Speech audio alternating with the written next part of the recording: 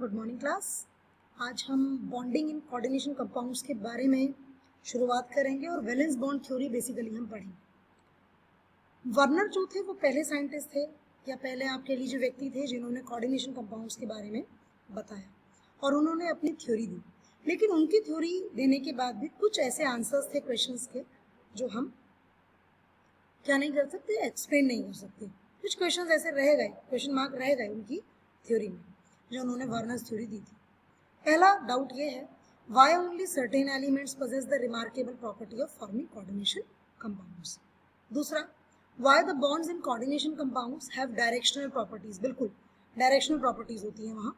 And why coordination compounds have characteristic magnetic and optical properties. तो ये जो हमारा डाउट्स है, ये जो हमारे क्वेश्चंस थे, उसके बाद दो थ्योरीज और आई हैं हमारी। पहली आई है वैलेंस बॉन्ड थ्योरी, दूसरी आई है crystal field theory. Ligand field theory भी है, यूँ तो एमओटी भी है, मॉलिक्यूलर ऑर्बिटल थ्योरी। इनमें से आपको वैलेंस बॉन्ड थ्योरी हमने क्लास 11th में भी पढ़ाई थी, मॉलिक्यूलर ऑर्बिटल थ्योरी भी आपने क्लास 11th में पढ़ी है। यहाँ पर फिर एक बार हम आपको वीबीटी और क्रिस्टल फील्ड थ्योरी के बारे में पढ़ाएंगे। लाइगेंड फील्ड थ्योरी जो है you will study it in your hard classes. Okay, now what is valence bond theory. Valence bond theory में बेसिकली मैं आपको थोड़ा सा रिकैप्चुलेट करा दूं लास्ट ईयर का। वैलेंस बॉन्ड थ्योरी में जितना भी हमारा स्ट्रेस है वो नंबर ऑफ वैलेंस इलेक्ट्रॉन पर मेनली है।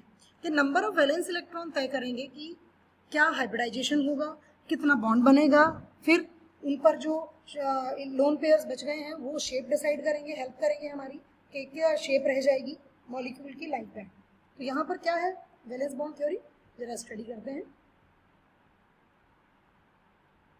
Now, according to valence bond theory, हमारे जो नंबर ऑफ ऑर्बिटल और टाइप्स ऑफ हाइब्रिडाइजेशन है, बेसिकली हम कोऑर्डिनेशन कंपाउंड के बारे में बात करेंगे। तो वो ये 5 है, tetrahedral, square planar, trigonal, bipyramidal, octahedral and octahedral. अब देखिए टेट्राहेड्रल, अगर हमारा हाइब्रिडाइजेशन sp3 आता है, कोऑर्डिनेशन नंबर होगा इसमें 4। ये चीज आपको जरूर याद करनी है, ये टेबल आप जरूर ध्यान दें। 4 कोऑर्डिनेशन नंबर है। कोऑर्डिनेशन नंबर का मतलब क्या है कि मेटल जो आपका है सेंट्रल मेटल एटम, उसके चारों तरफ कितने लिगेंड्स ने उसको सराउंडेड किया है, कितने बॉन्ड्स बने, वो sp3 टेट्राहेड्रल। फिर 4 कोऑर्डिनेशन नंबर है dsp2, that is square planar. Number दोनों में सेम है लेकिन यहाँ इनर वाला d ऑर्बिटल यूज हुआ है, यहाँ कोई d ऑर्बिटल यूज नहीं हुआ है। 5 है अगर तो sp3d, ये सिंगल है, ट्राइगोनल बाइपिरामिडल। और अगर आपको कोऑर्डिनेशन नंबर 6 है तो 2 पॉसिबिलिटीज है, एक आउटर डी ऑर्बिटल इस्तेमाल हो और एक इनर डी ऑर्बिटल इस्तेमाल हो। तो how we will decide these questions, किस तरीके से हम इनका आंसर करेंगे, कि हम किस तरीके से हम ये डिसाइड करेंगे कि हमारा जो ये हाइब्रिडाइजेशन है तो कब इनर ऑर्बिटल यूज होना है, कब आउटर, वो हम डिस्कस करेंगे। पहले हम वैलेंस बॉन्ड थ्योरी के बारे में थोड़ा सा पढ़ते हैं। चलिए अब देखिए, जो वैलेंस बॉन्ड थ्योरी आपने क्लास 11th में पढ़ी है वो मैं आपको रिपीट नहीं करूँगी, ठीक है।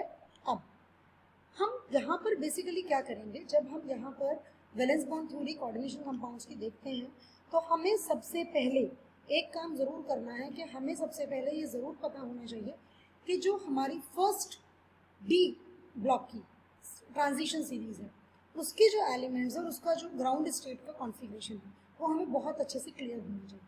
सबसे पहला पॉइंट तो ये। अब जैसे यहाँ पर कोबाल्ट आयन लिया गया है, अब कोबाल्ट नॉर्मली हमें कोबाल्ट का पहले ग्राउंड स्टेट का जो कॉन्फ़िगरेशन है वो ज़रूर पता होना चाहिए, ठीक है। अब उसने क्या कहा है, कोबाल्ट आयन है +3। +3 का मतलब क्या हुआ कि 2 इलेक्ट्रॉन तो 4s से निकले होंगे और 1 इलेक्ट्रॉन और यहाँ पर होगा, ठीक है। तो यहाँ पर आपने इसको फिलिंग कर ली, वो उसका ग्राउंड स्टेट हो गया और ये इसकी ऑक्साइडेड स्टेट आ गई। ऑक्सीडेशन नंबर निकालना मैंने आपको कल भी वीडियो में भेजा था, आज आपको लाइव क्लास में भी सिखाया है कि किस तरीके से हम ऑक्सीडेशन नंबर फाइंड आउट करते हैं। तो ये हो गया। उसके बाद हमारे को देखना है कि हमारा लाइगेंड कैसा है, whether our ligand is strong, whether our ligand is weak. वैसे स्ट्रॉन्ग एंड वीक का जो कंसेप्ट है वो वैलेंस बॉन्ड थ्योरी का नहीं है, वो हमारी क्रिस्टल फील्ड थ्योरी में आएगा और वहीं पर मैं वो एक्सप्लेन करूँगी। अब इन्होंने ऑर्बिटल्स लगा दिए, इन्होंने दिखा दिया कि इलेक्ट्रॉन्स जो थे वो एक्साइटेड स्टेट में जब वो आया +3 स्टेट में तो ये इलेक्ट्रॉन का कॉन्फ़िगरेशन रह गया 3D में। अब इन्होंने क्या किया, इनको भी शिफ्ट कर दिया, ये पेयर्ड हो गया। ये जो पेयर्ड हो गए हैं आपके इलेक्ट्रॉन्स, सो इसमें क्या किया है, तो यहाँ पे क्या किया कि इनकी पेयरिंग कर दी और यहाँ पर हमारे 2 d के ऑर्बिटल्स वेकेंट हो गए और उसके बाद हमने 6 जो हमारे लाइगेंड्स है उसमें हमने फिल कर दिया, तो हमारा कॉन्फ़िगरेशन आ गया D2sp3। ऐसे ही हम दूसरा एग्जाम्पल लेते हैं। एक एग्जाम्पल ये हमारा कि हमारा जब COFe6 आया वहाँ तो हमारा जो लाइगेंड था वो अमोनिया था, यहाँ पर जो लाइगेंड है फ्लोरीन है, तो ये कॉन्फ़िगरेशन आ रहा, हमारा जो हाइब्रिडाइजेशन आया वो है sp3d2, sp3d2, this is the hybridization of the compound. ऐसे ही हमने फिर और निकल का निकाला। अब इसको फाइंड आउट करने का तरीका क्या है? सबसे पहला काम हमारा ये हमें कोऑर्डिनेशन कंपाउंड दिया है, निकल का जो है हम मानेंगे X, क्लोरीन के 4 एटम्स लगे हैं तो नेचुरल सी बात है एक क्लोरीन पर चार्ज होगा -1, तो 4 पर हो जाएगा -4। Overall it is an anionic species, anionic species है, एनायनिक कॉम्प्लेक्स है, तो इसका इज इक्वल्स टू चार्ज आएगा -2। एंड ओवरऑल जो निकल की हमारी ऑक्सीडेशन स्टेट निकल के आएगी वो आएगी +2। सबसे पहले हमें यही ध्यान देना है कि निकल का ग्राउंड स्टेट में कॉन्फ़िगरेशन क्या होता है। जैसे ही हम वो देखेंगे ग्राउंड स्टेट का कॉन्फ़िगरेशन, उसमें से 2 इलेक्ट्रॉन रिमूव कर दीजिए।